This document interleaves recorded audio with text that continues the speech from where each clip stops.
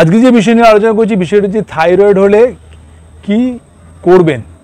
Thyroid আপনার ভালো থাকবে, আপনার যে মোটা হয়ে যাচ্ছেন, কি অনেকে রোগা হয়ে যাচ্ছে, দু রকমের থাইরয়েড আমরা জানি, হাইপো এবং হাইপার।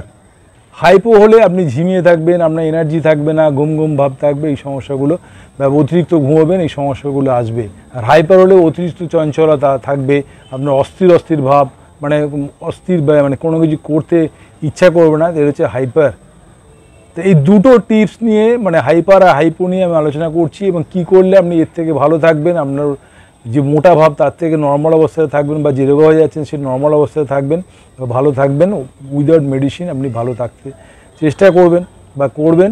তার জন্যই আমি হোয়াটসঅ্যাপ নাম্বার এখানে দিয়েছি, কোনো অসুবিধা হলে আমাকে জানাবেন। আর এই টিপসটা যদি আপনি ফলো করতে পারেন, এই খাওয়া দাওয়া, তার সঙ্গে সঙ্গে যদি নিয়ম মতো কিছু ব্যায়াম করতে পারেন, সেগুলো আপনি করলে আপনার থাইরয়েড ভালো থাকবে। আপনার ছেলে বা মেয়েদের সম্ভাবনা থাকে, কিন্তু ছেলেদের কম, মেয়েদের 60 থেকে 70% মেয়েদের সম্ভাবনা বেশি থাকে থাইরয়েডের, এবং সেটা হাইপো। তো দেখুন ভিডিওটা শেষ পর্যন্ত। আর একটাই অনুরোধ করতে রাখলাম, যদি সাবস্ক্রাইব করতে ভুলবেন না, বেল আইকন টিপতে ভুলবেন না, সবাই কিন্তু শেয়ার করতে ভুলবেন না। ভিডিওটা দেখলে আপনি উপকার পাবেন। দেখুন ভিডিওটা শেষ পর্যন্ত।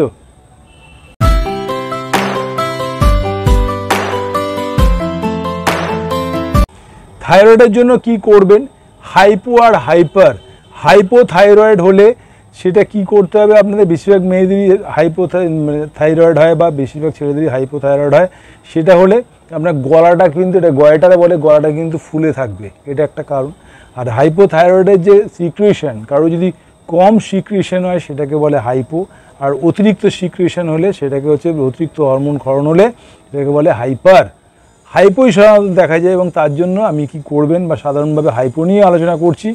কারণ হাইপো হলে আপনি কি করতে হবে, আপনাকে এক্সটেনশন এক্সারসাইজ গ্রুপে, এক্সটেনশন গ্রুপ অফ মাসেলসগুলো, যে ব্যায়ামগুলো আছে সেগুলো করতে হবে। চক্রাসন করতে পারেন, আপনি ভুজাঙ্গাসন করতে পারেন, তার সঙ্গে সঙ্গে আপনার ধনুরাসন করতে পারেন।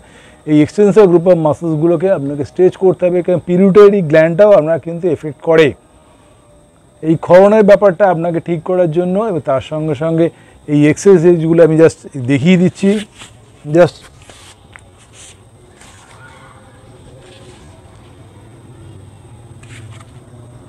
হাতে এরকম রেখেও করতে পারেন, যাতে এক্সটেনশন, এইখানে থাইরয়েডটা, পিটুইটারি গ্ল্যান্ডটা দুটোই যেন আমাদের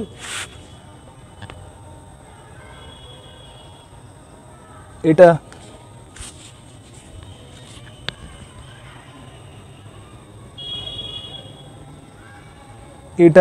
এক্সটেনশন, এইখানটায় যে স্ট্রেচ হয়, এবং পিছনে পিটুইটারি গ্ল্যান্ডটা যেন স্ট্রেচ হয়। তার সঙ্গে সঙ্গে চক্রাসন আছে, এক্সটেনশন গ্রুপের যে মাসেলসগুলো আছে, এই এক্সারসাইজগুলো আছে, সেই এক্সারসাইজগুলো আপনাকে করতে হবে। এবং তার সঙ্গে সঙ্গে খাবারের ব্যাপারটা বলে দিই, যখনই থাইরয়েড থাকবে আপনাকে সকালে মর্নিং ওয়াক অবশ্যই করবেন।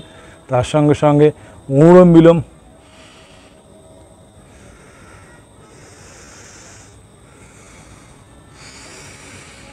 এতে ব্রেন সেলগুলো অ্যাক্টিভেট হয়, এবং তার সঙ্গে সঙ্গে আমাদের ব্লাডের প্রক্রিয়াটা খুব ভালোভাবে হয়, এবং তার সঙ্গে সঙ্গে এনার্জি প্রচুর পরিমাণে পাবেন অনুলোম বিলোম করলে।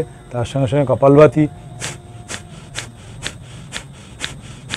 কপালভাতিটা কিন্তু মাস্ট করবেন, কারণ আমাদের ডাইজেস্টিভ সিস্টেমটা ঠিক হলে সব কিছুই একটা রিদিম, সার্কেডিয়ান রিদিম যেরকম বলেছি আমি আগের ভিডিওতে, সেই সার্কেডিয়ান রিদিমের মতো আপনাকে চলবে, রিদিমটা ঠিক থাকবে কপালভাতি করলে। তার সঙ্গে সঙ্গে অনুলোম বিলোম বললাম, সেটা করবেন। এক্সটেনশন গ্রুপ অফ মাসেলস, যেগুলো যে এক্সটেনশন গ্রুপ অফ মাসেলস, এইগুলো স্ট্রেচ করার জন্য এক্সারসাইজগুলো আছে, সেই এক্সারসাইজগুলো আপনি অবশ্যই করবেন।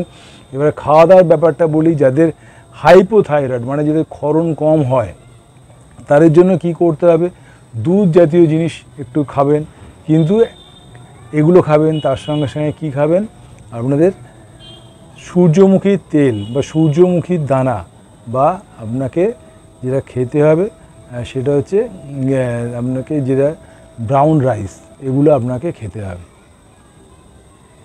ছালওয়ালা জিনিস যেগুলো আছে সেগুলো খেতে হবে, বন্ধ করতে হবে, বা বারণ, মানে যেগুলো খাওয়া বারণ হাইপোথাইরয়েড হলে, সেটা হচ্ছে কফি জাতীয় জিনিস, ফুলকপি, বাঁধাকপি, ব্রোকলি, মানে কফির যে গ্রুপের যেগুলো পাওয়া যায় সেগুলো আপনি হাইপোথাইরয়েড হলে খাবেন না। লাল আলু আপনি খাবেন না। এই নিয়মগুলো পালন করলেন, তাহলে খাবেন না বলতে কী বললাম, কফি গ্রুপে, কফির মধ্যে যেগুলো থাকে সেগুলো, তার সঙ্গে সঙ্গে লাল আলু, এগুলো আপনি খাবেন না।